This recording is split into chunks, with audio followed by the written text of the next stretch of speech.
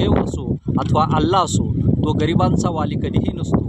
गाझियाबादमध्ये एका हिंदू तरुणांची हत्या ईदच्या दिवशी झाली. कुर्बानी म्हणजे आपल्यामधले विकार, वाईट सवयी यांची कुर्बानी देणं, त्याचा त्याग करणं म्हणजे कुर्बानी. जोपर्यंत कर्म आणि धर्म एक होणार नाही तोपर्यंत माणूस म्हणून आपल्याला या देशामध्ये जगता येणार नाही. उत्तर प्रदेश गाझियाबादमध्ये घडलेली घटना सध्या सर्वत्र न्यूज चॅनल्सवरती दाखवली जाते आणि त्या घटनेविषयी अनेकांच्या मनामध्ये, अनेकांच्या हृदयामध्ये सहानुभूती आणि त्याचबरोबर हळहळ व्यक्त केली जात आहे. मित्रांनो, गाझियाबादमध्ये एका हिंदू तरुणांची हत्या ईदच्या दिवशी झाली. सूर्या चव्हाण या 17 वर्षीय तरुणाला त्याच्या घराजवळच राहणाऱ्या असद नावाच्या मुस्लिम मित्राने बोलून घेतलं आणि त्याला विचारलं की तुमने कभी कुर्बानी देखी है, आणि त्यानं उत्तर दिलं की नाही. आणि मग कुर्बानी कशी दिली जाते, बकऱ्याची कुर्बानी ज्या पद्धतीने देतात त्या पद्धतीनं बकरा कापायच्या चाकूने त्याची हत्या करण्यात आली. मुळामध्ये मुस्लिम धर्मामध्ये कुर्बानी म्हणजे प्राण्याची कुर्बानी असं नाही. जसं आपल्याकडे रावण दहन केलं जातं, रावण दहन म्हणजे आपल्यामधले विकार, आपल्यामधली विकृत विचारधारा, आपल्यामधल्या वाईट सवयी यांचं दहन म्हणजे रावण दहन. तसंच कुर्बानी म्हणजे आपल्यामधले विकार, वाईट सवयी यांची कुर्बानी देणं, त्याचा त्याग करणं म्हणजे कुर्बानी. परंतु अपभ्रंश आणि अपपरंपरा या प्रत्येक धर्मामध्ये काळानं जोपासलेल्या आहेत.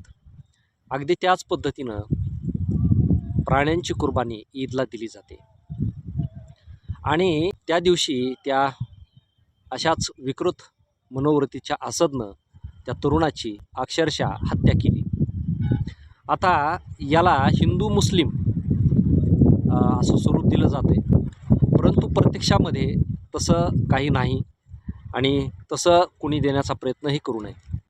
कारण ज्या असदनं सूर्याची हत्या केली तर तो धार्मिक तिरस्कार, धर्मवाद असं म्हणता येणार नाही.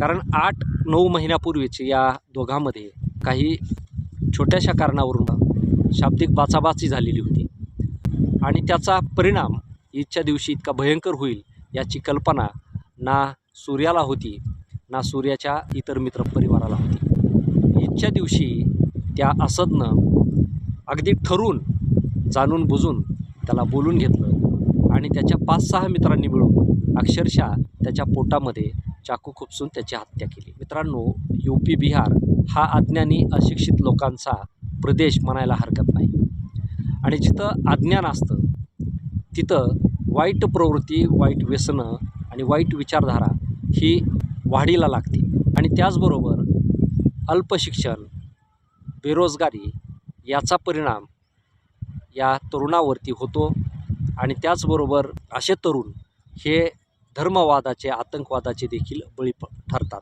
त्यांच्यामध्ये नकळतपणे धर्मांधता वाढीस लागते. परंतु असदच्या बाबतीत तसं काही असेल असं वाटत नाही, कारण हे हत्या धार्मिक विवादातून झाली असं वाटत नाही.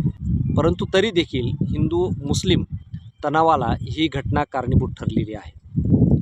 आता ज्या उत्तर प्रदेशमध्ये त्या भागामध्ये योगींनी धार्मिक आस्था ज्या पद्धतीने वाढविली, त्याच प्रयत्नानं त्या ठिकाणी शिक्षणाचं प्रमाण आणि बेरोजगारी दूर करण्यासाठी देखील प्रयत्न करणं गरजेचं आहे. कारण जोपर्यंत बेरोजगारी आणि अशिक्षितपणा राहील, गरिबी राहील, तोपर्यंत असे लोक धार्मिक अंगानं धार्मिकतेचे, धर्मवादाचे शिकार ठरतात आणि त्या पद्धतीनं त्यांच्या परंपरा जोपासण्यासाठी ते अशा धर्माचा पाया देखील ठरतात. म्हणून याला ज्या पद्धतीनं कलाटणी दिली जाते ती अत्यंत चूक आहे. आणि दुसरं सांगायचं म्हणजे ज्या मुस्लिम तरुणानं हत्या केली होती त्याचा एन्काउंटर देखील झालेला आहे. जशास तसं उत्तर दिलं आणि धार्मिक द्वेष, मुस्लिम द्वेष म्हणून या एन्काउंटरचा सोशल मीडियातून पुरस्कार देखील होतोय, परंतु तसं होणं उचित नाही. कारण यामध्ये ज्या ठिकाणी हत्या झाली त्याच ठिकाणचे मुस्लिम आणि खुद त्या मुस्लिम तरुणाची आई हिनं मागणी केली होती की जे जे यामध्ये दोषी असतील त्या सर्वांचा एन्काउंटर करा, त्या सर्वांना शिक्षा द्या. कारण आईबापांनी त्यांना सांगितलं नव्हतं की तुम्ही असं असं करा म्हणून. आता या घटनेवरून एक बोध घेणं अत्यंत आवश्यक आहे. धर्माप्रमाणे वागायचं ठरवलं तर कर्म जगू देत नाही, आणि कर्म आचरणात आणायचं म्हटलं तर धर्म जगू देत नाही. जोपर्यंत कर्म आणि धर्म एक होणार नाही तोपर्यंत माणूस म्हणून आपल्याला या देशामध्ये जगता येणार नाही. आणि दुसरी गोष्ट अत्यंत महत्त्वाची आहे की आपले मित्र कोण असावेत. म्हणून पालकांना विनंती आहे की आपली मुलं आणि आपल्या मुलांचे मित्र कोण आहेत याच्यावरती लक्ष ठेवा.